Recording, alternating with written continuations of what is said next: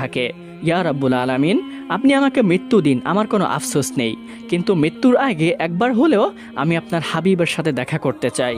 রাতের বেলায় ঘরের ভিতরে প্রদীপ জ্বলছে নিবু নিবু করে। মুজালিদা কম্পিত কণ্ঠে আবু জাহেলকে বলতে লাগলো, হে আমর ইবনে হিশাম, আপনি এই সাপটিকে কি করতে চান? ও তো আপনার কোনো ক্ষতি করেনি, এত মেরেছেন তাও তো আপনাকে আক্রমণ করতে আসেনি, ওকে ছেড়ে দিলেও তো পারেন। মুজালিদার এই কথা শুনে আবু জাহেল রাগে অগ্নিশর্মা হয়ে গেল, তার গালে একটি চড় মারল এবং বলল, পাগল হয়ে গিয়েছ তুমি? ও মোহাম্মদের নাম নিয়েছে, নিশ্চয়ই মোহাম্মদ ওকে জাদু করে পাঠিয়েছে, তাই সাপ হয়েও ও কথা বলতে পারছে। ওকে আমি কখনোই ছেড়ে দিব না, আমি এর প্রতিশোধ অবশ্যই নিব। এভাবে বাকতর্ক করে তারা দুজনেই ঘুমিয়ে পড়ে। কিন্তু মুজালিদার অন্তর ছিল অনেকটাই নরম, তার মনে মায়া ছিল, সে সহ্য করতে পারল না। গভীর রাতে সে ঘর থেকে বের হয়ে গেল এবং বের হয়ে সেই সাপের কাছে গেল, সাপটিকে খাঁচা থেকে মুক্ত করার আশায়। অন্যদিকে মুজালিদা ঘর থেকে বের হওয়ার পরপরই আবু জাহেলের ঘুম ভেঙে যায়।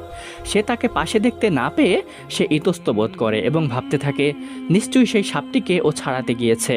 তাই আবু জাহেল দেরি না করে ঘর থেকে বের হয়ে যায়। মুজালিদা যখনই সেই সাপের কাছে যাবেন তাকে মুক্ত করার জন্য, তখনই সে দেখতে পেল আবু জাহেল ঘর থেকে বের হচ্ছে। মুজালিদা আবু জাহেলকে দেখে ভয় পেয়ে যায়, সে থ মেরে দাঁড়িয়ে থাকে। আবু জাহেল এসে তাকে জিজ্ঞাসা করে, হে মুজালিদা, তুমি এখানে কেন এসেছো?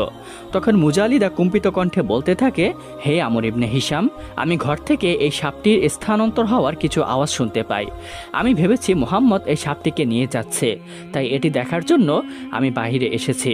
মোহাম্মদের এত সাহস কিভাবে হয় যে আপনার হাত থেকে এই সাপটিকে নিয়ে যাবে? এভাবেই আট পাশ বুঝিয়ে আবু জাহেলকে মুজালিদা ঘরে পাঠিয়ে দিল এবং সেও ঘরে চলে গেল। এই কথা যদি আবু জাহেলকে না বলতো তাহলে হয়তো আবু জাহেল তাকে অত্যাচার করত। এভাবেই প্রায় 3 দিন